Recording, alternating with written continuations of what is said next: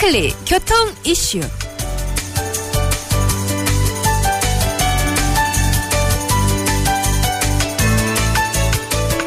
한 주간의 교통 이슈를 짚어봅니다. 위클리 교통 이슈 김경배 교통전문위원과 함께합니다. 안녕하세요. 네, 안녕하십니까. 네, 반갑습니다. 자, 오늘은 어떤 소식입니까?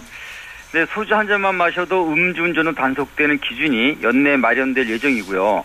또 전자석 안전띠 착용을 일반 도로로까지 확대하는 교통법을 추진하는 경찰이 도로교통공단과 함께 도로폭력과 보복운전 예방교육에 나섰다는 소식, 그리고 장마철 빗길 위험에 대비는 운전자와 보행자가 함께하는 안전수칙이 필요하다. 이런 내용을 준비했습니다. 예. 네, 경찰이 9월 국회에서 그 소주 한 잔만 마셔도 단속될 수 있는 혈중 알코올 농도가 0.03%를 단속 기준으로 하는 개정에 나선다고요? 그렇습니다. 혈중 알코올 농도 0.05%부터 단속되는 이 수치를 0.03%로 강화시킨다는 내용이 담긴 도로교통법 개정안 입법을 추진한다고 하는 건데요. 네. 20대 정기국회에 상정되는 도로교통법이 개정이 된다면 앞으로는 소주 한 잔만 마셔도 음주운전으로 처벌될 수 있는 그런 수치가 되겠습니다. 한마디로 현 혈중 알코올 농도 이내에서도 사고 발생 확률이 높다는 얘기가 되겠고요.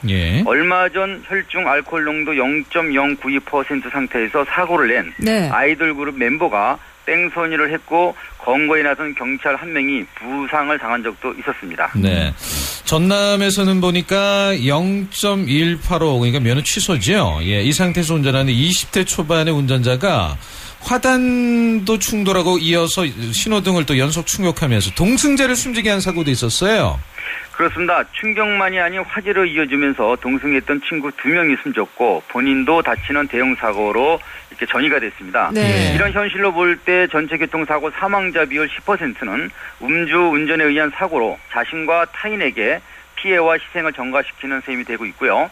게다가 선진교통국에서는 이미 우리보다 엄격한 단속 기준으로 처벌하는 상황이다 보니까 음주 기준 강화 요청이 그동안 계속되어 왔던 것으로 알려지고 있습니다. 네, 이렇게 처벌까지 훨씬 무거운 선진형 음주 관련법이 통과된다면 이 사고 희생자를 줄일 수 있기 때문에 정말 이 부분에 대해서 관심 갖는 분들 정말 많으실 것 같아요.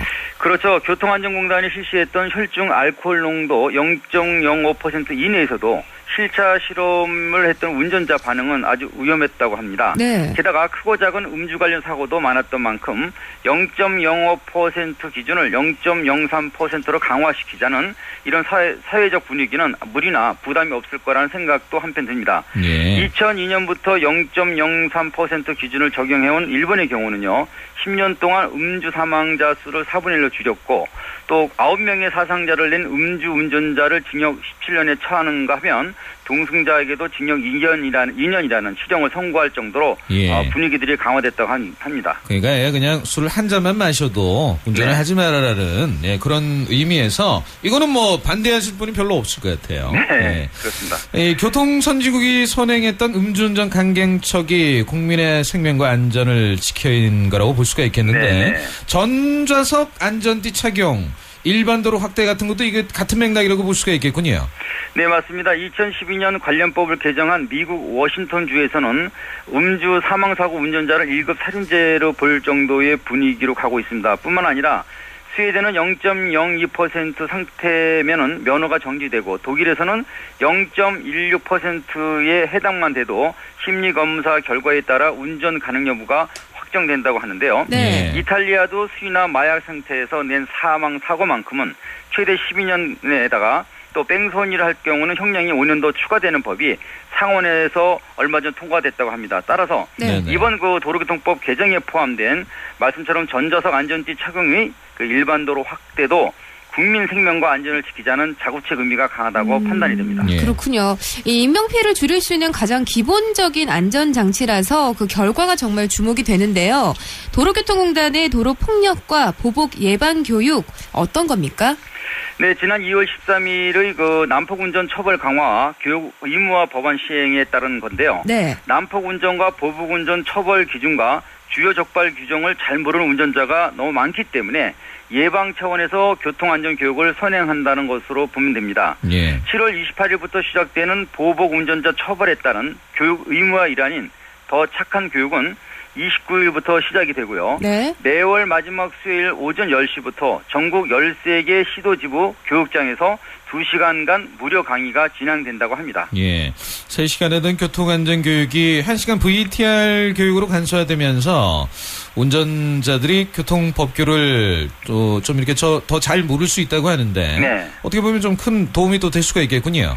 그렇습니다. 면허 응시자 교육과정과 시간이 대폭 축소됐던 2010년 2월 이후에 여러 난제들이 참 많았죠. 네. 예. 안전운전 교육도 부실하고 또 정보도 접하기 어려운 현실은 위험과 사고 발생 같은 이런 상대적 요소가 작용됐다고 볼 수도 있으니까요. 결과적으로 교통법규 위반자와 교통사고를 낸 다음에 이런 운전자들이 받는 특별교통안전교육만이 이런 부분을 보충해 왔는데요. 네. 이제는 이런 사후 처방식 기회를 없애고 선교육을 예. 시행한다고 보면 되겠습니다. 네.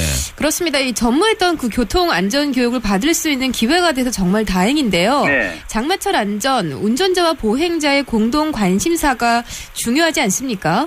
그렇습니다. 도로에 수막을 형성하는 장마철에는 시야장애 유발 상황이 수시로 겹치게 되니까요. 네. 이런 상태에서의 운행은 자칫 사고로 이어지기 때문에 빗길 교통사고 사망자 수가 급증하고 있는 현실입니다. 네. 교통안전공단이 최근 3년간의 기상 상태와 교통사고 발생 연관성을 분석 발표를 했었는데요.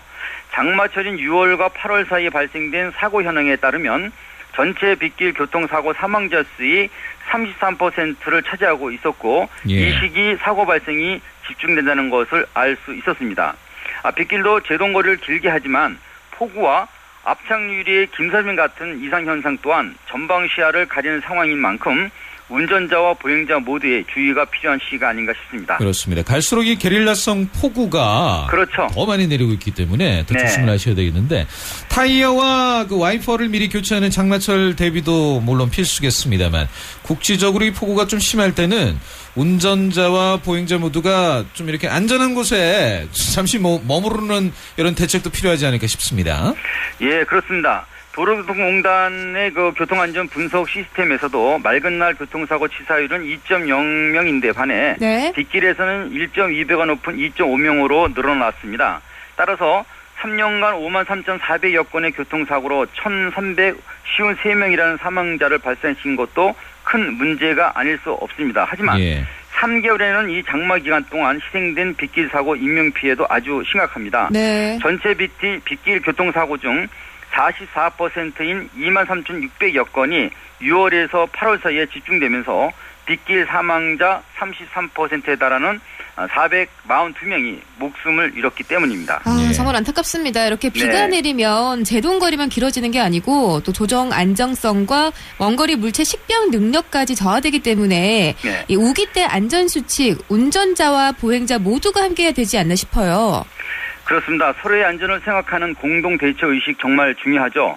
일단은 운전자가 먼 거리 물체를 인식할 수 있는 능력, 즉 위험인지에 대응할 수 있는 시정거리와 네. 조향성이 떨어지는 문제도 있고요. 또 이에 반해 제동거리는 반대로 길어지니까 더 위험할 수밖에 없습니다. 예. 때문에 빗길 차간 거리는 2배 이상 넓혀야 하고 또 예. 비가 내리면 20% 감속 운행에 물이 고인 도로에서는 저단 기어로 서서히 통과하는 게 안전합니다. 네네. 그리고 폭우에서는 50% 감속 운전을 하고 전조등을 켜는 등 각별한 주의가 필요한데요. 예. 상황에 따라서는 안전한 지점에서 말씀처럼 잠시 정차하는 것이 좋겠습니다. 네. 자동차는 이 전조등으로 일단 자기 위치를 알리고 네. 좀 이렇게 감당하기 힘든 폭우에서는 감속보다는 일단 정차가 더 안전하지 네. 않을까 싶은데요. 네. 보행자가 또 지켜야 될 안전 대응 어떤 게 있을까요?